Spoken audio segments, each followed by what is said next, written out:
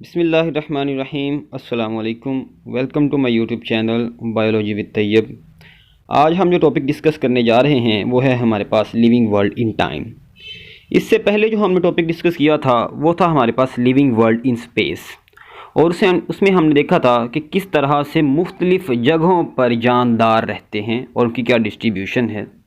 और उसमें हमने क्लाइमेट के बारे में पढ़ा था कि क्लाइमेट एक फैक्टर है जिसके ऊपर जानदार डिपेंड करते हैं, और दूसरा फैक्टर है वहाँ पर किस किस्म के प्लांट्स पाए जाते हैं। तो क्लाइमेट और प्लांट्स के ऊपर डिपेंड करता था कि वहाँ पर एक ख़ास इलाके के अंदर किस तरह के जानदार पाए जाएंगे।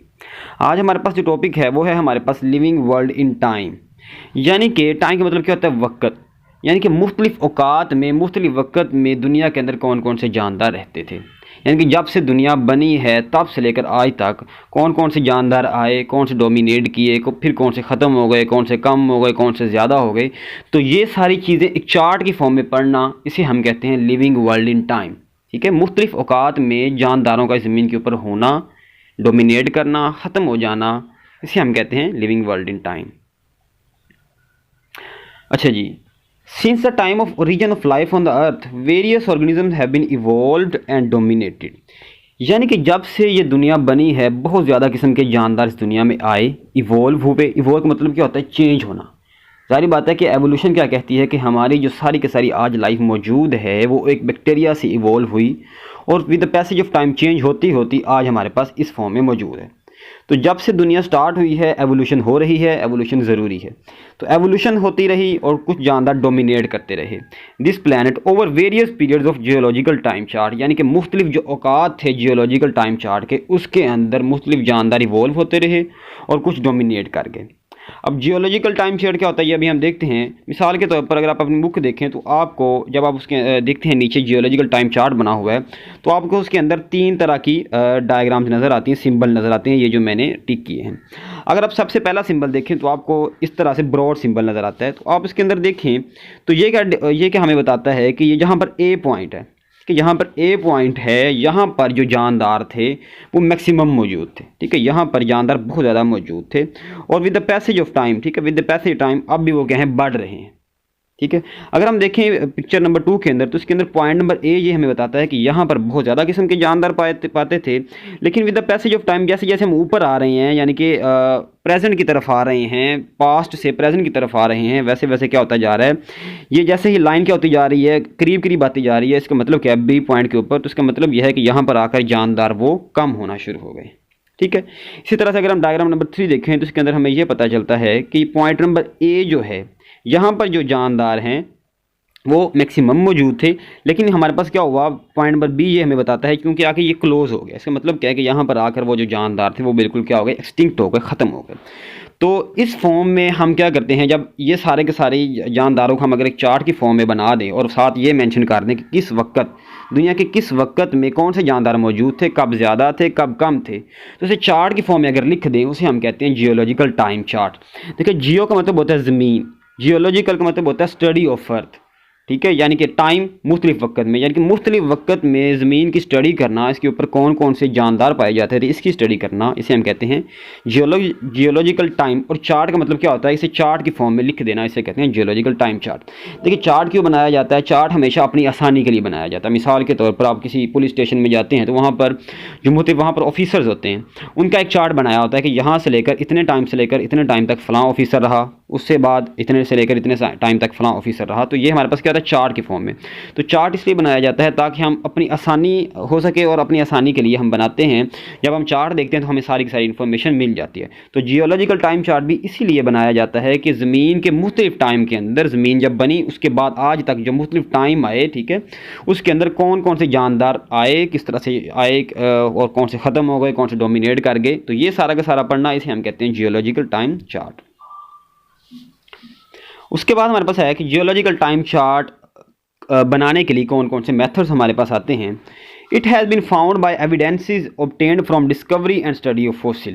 देखिए, जब भी हम जियोलॉजिकल टाइम चार्ट बनाते हैं तो हमें एविडेंसेस की ज़रूरत होती है, ठीक है, शवाहिद की ज़रूरत होती है। अब वो शवाहिद हमें कहाँ से मिलते हैं, फ्रॉम द डिस्कवरी, यानी कि जब हमारे पास नए जानदार डिस्कवर होते हैं, या फिर स्टडी ऑफ फॉसिल, यानी कि जब हम फॉसिल मिलते हैं या हम किसी जानदार की स्टडी करते हैं तो उसके बाद हम क्या करते हैं, उन्हें उनके टाइम के लिहाज से जियोलॉजिकल टाइम चार्ट के अंदर प्लेस कर देते हैं। ठीक है। अब मिसाल के तौर पर ये बायोलॉजिस्ट जो थे डिफरेंट, उनकी ये कह लें कि खुशकिस्मती थी कि उन्हें हर चीज़ एक तरतीब के साथ मिली। मिसाल के तौर पर देखें, ये नीचे जो डायग्राम है कि जब हम देखते हैं कि स्ट्रक्चर के लिहाज से देखें तो फ़िश जो है हमारे पास, फ़िश ये इसका जो स्ट्रक्चर है सबसे ज़्यादा सिंपल है। ठीक है। उससे थोड़ा सा कॉम्प्लेक्स एम्फीबियंस का है, उससे थोड़ा सा और कॉम्प्लेक्स रिप्टाइल्स, और इस तरह से रिप्टाइल से कॉम्प्लेक्स जो स्ट्रक्चर है वो बर्ड्स, और सबसे ज़्यादा कॉम्प्लेक्स स्ट्रक्चर मैमल्स के है। ठीक है। ये तो हमारे पास स्ट्रक्चर आ जाती है। लेकिन जब हम क्या करते हैं, डिफरेंट लेयर्स जो ज़मीन की हैं अगर उसे खोदना शुरू कर दें तो हमें पता चलता है कि सबसे नीचे जो लेयर है उसके अंदर फ़िश पाई जाती है, उसके ऊपर लेयर जो है वो एम्फीबियन पाए जाते हैं, उसके ऊपर रिप्टाइल, इस तरह से उसके ऊपर बर्ड्स, और उसके ऊपर मैमल्स। तो ये हमें क्या बताता है, जो चीज़ सबसे ज़्यादा डीपर लेयर में मौजूद है इसका मतलब क्या है कि वो सबसे ज़्यादा पुरानी है। सारी बात है कि जो चीज़ नीचे आ गई उसके ऊपर मिट्टी की लेयर, मिट्टी की नई नई तहें आती गई और वो चीज़ मज़ीद नीचे नीचे जाती गई। तो ये हमारे पास क्या खुशकिस्मती है कि जितना स्ट्रक्चर सादा से कॉम्प्लेक्स जिस तरह से जाता है, बिल्कुल उसी तरह से ही जियोलॉजिकल टाइम चार्ट भी हमें ये इन्फॉर्मेशन देता है, ये उसी तरह से बरीड हैं ज़मीन के अंदर। ठीक है। So it allows the biologist to place the organism in the time sequence. तो ये हमें, जब हम इसकी स्टडी करते हैं, फॉसिल्स की स्टडी करते हैं इनकी, या इसकी देखते हैं कि ये कब डिस्कवर हुए, तो ये बायोलॉजिस्ट को आसानी पैदा करता है कि वो टाइम चार्ट के अंदर उसे सीक्वेंस के लिहाज से, तरतीब के लिहाज से उसे प्लेस कर सकें। उसके बाद हमारे पास जो मेथड्स हम पढ़ रहे हैं, सबसे पहला जो मेथड है जानदारों को जियोलॉजिकल टाइम चार्ट के अंदर रखने का, वो हमारे पास आता है सेडिमेंटेशन मेथड। अब सेडिमेंटेशन मेथड क्या होता है, इसके लिए आप पहले डायग्राम देखें। मिसाल के तौर पर ये हमारे पास एक ग्लास है पानी का, इसके अंदर आप क्या करें कि मट्टी वगैरह या रेत वगैरह ऐड कर दें और इसे अच्छी तरह से शेक करें, हिलाएं। अब जब इसे थोड़ी देर बाद रख देंगे तो क्या होगा कि जो हैवी चीज़ है वो नीचे बैठ जाएगी, उससे थोड़ी सी हल्की चीज़ ऊपर, इस तरह से हमारे पास क्या होगा, उससे हल्की चीज़ क्या, सारी से सबसे हल्की चीज़ क्या हो जाएगी, ऊपर आकर रह जाएगी। तो इसका मतलब क्या है कि जो हमारे पास जो पानी का गिलास है उसके अंदर लेयर्स बन गई हैं। ठीक है। जो चीज़ वज़नी थी वो नीचे, उससे जो हमारे पास कम वज़न वाली थी वो ऊपर, इससे सबसे ज़्यादा जो हल्की थी वो क्या आ गई, सबसे ऊपर आ जाती है। तो जो हमारे पास ये जो लेयर्स, ये मिसाल के तौर पर एक लेयर है, ये दूसरी लेयर है, ये तीसरी लेयर है, ये जो 3 लेयर्स बनी हैं, इन 3 लेयर्स को हम कहते हैं कि ये सेडिमेंट्स की लेयर बनी है। ठीक है। यानी कि इसके अंदर कोई ना कोई चीज़ ऐसी है जो आकर अपने एक लेयर बना दी है, तो जिस चीज़ की लेयर बनती है वो सेडिमेंट्स कहलाते हैं। ठीक है। तो सेडिमेंटेशन मेथड के अंदर भी बिल्कुल सेम है। अब मिसाल के तौर पर दूसरी डायग्राम के अंदर आ जाएं कि हम कहते हैं जी, ये जो मैंने नीचे डायग्राम, ये लाइन बनाई है, सबसे नीचे जो लाइन बनाई है, ये हम कहते हैं कि आज से लाखों साल पहले ज़मीन की ये सरफेस थी, ज़मीन की ये सतह थी। अब आज से लाखों करोड़ों साल पहले यहाँ पर 5 किस्म के जानदार रहते थे, जो कि थे A, B, C, D और E। ठीक है।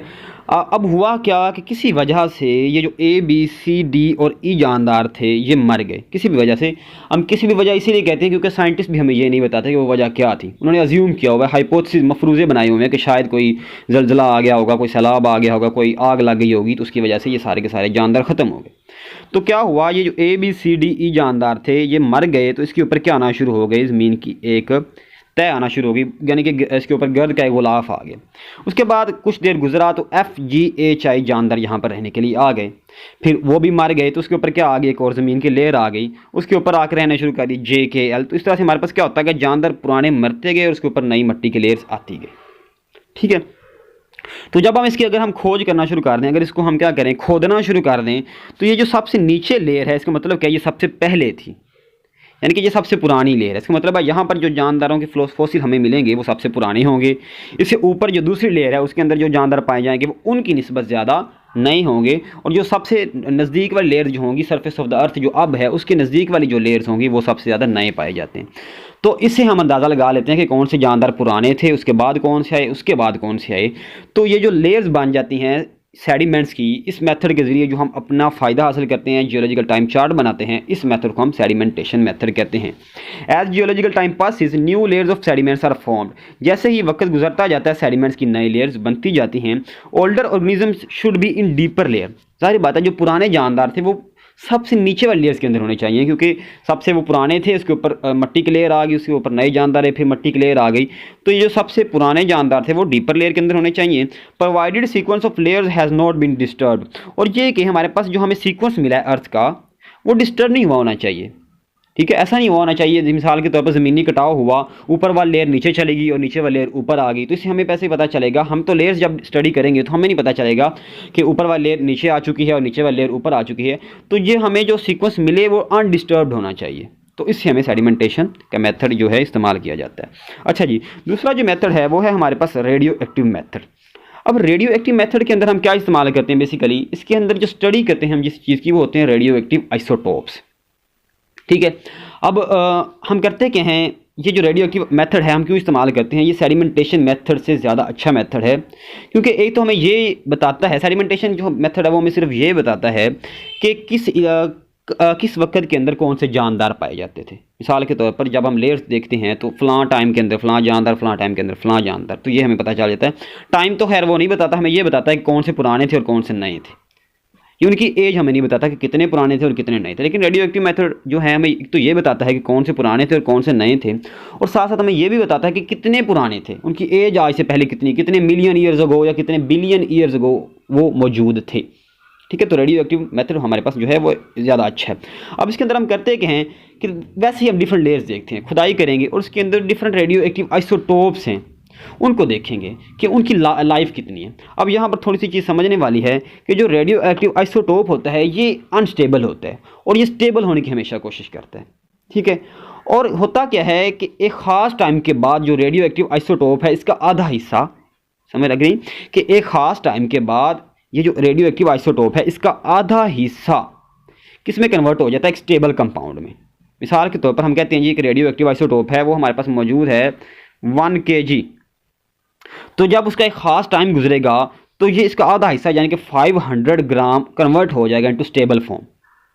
तो वो वाला टाइम जिसके अंदर एक रेडियो एक्टिव आइसोटोप का आधा हिस्सा किसी और चीज़ में कन्वर्ट हो जाए या स्टेबल चीज़ में कन्वर्ट हो जाए, उस टाइम को हम कहते हैं हाफ लाइफ, यानी कि वो वाली लाइफ, वो वाला दौरानिया जिसके अंदर ये हाफ रह जाता है। मिसाल के तौर पर 500 में से 500 गया तो बाकी कितना बचा 500, तो अगली हाफ लाइफ में वो उन 500 में से आधा जो है वो किस में कन्वर्ट हो जाएगा, स्टेबल। तो बाकी 500 में से बाकी कितना बचा 250। तो रेडियो एक्टिव मेथड के अंदर हम क्या करते हैं, हाफ लाइफ देखते हैं और इस तरह से हम क्या करते हैं कि उसकी डेटिंग करते हैं, उसका देखते हैं कि कौन सा जो जानदार है वो किस वक्त में पाया गया था। मिसाल के तौर पर हमें पता है कि किसी चीज़ का जो है वो हाफ लाइफ कितना, मिसाल के तौर पर जो कार्बन 14 है इसका हाफ लाइफ होता है 5730 ईयर्स, 5730 साल जो इसका हाफ टाइम है। तो हम जब इस डिफरेंट लेयर्स को देखते हैं तो हमें पता चलता है कि अब हम इसमें देखते हैं कार्बन 14 की अनस्टेबल फॉर्म कितनी मौजूद है और स्टेबल फॉर्म कितनी मौजूद है। अगर तो स्टेबल फॉर्म हमें पता चलता है कि जी आधी जो है वो स्टेबल फॉर्म मौजूद है और आधी जो है वो हमारे पास क्या है, अनस्टेबल फॉर्म मौजूद है, तो हम उसे अंदाज़ा लगा सकते हैं कि वो जो लेयर है वो आज से 5730 साल पहले मौजूद थी। ठीक है, तो हाफ लाइफ मेथड ये कहलाता है। It is possible to date और age the rock by comparing the amount of isotopes they contain, यानी कि उनके अंदर जो आइसोटोप्स पाए जाते हैं उनको कंपेयर करके हम क्या कर सकते हैं, किसी भी रॉक, किसी भी जगह, किसी भी पहाड़ी की जो एज है उसके क्या कर सकते हैं, डिटरमिन कर सकते हैं। Older layers contain few isotopes than the younger layer, जो पुरानी लेयर्स हैं जाहिर बात वो काफ़ी पुरानी होती है, उनका हाफ लाइफ गुजर चुका होता है, तो क्या होता है आइसोटोप स्टेबल फॉर्म में आ चुके होते हैं, चेंज हो चुके होते हैं। ठीक है, इसका मतलब कि आइसोटोप्स अब कम हो चुके हैं।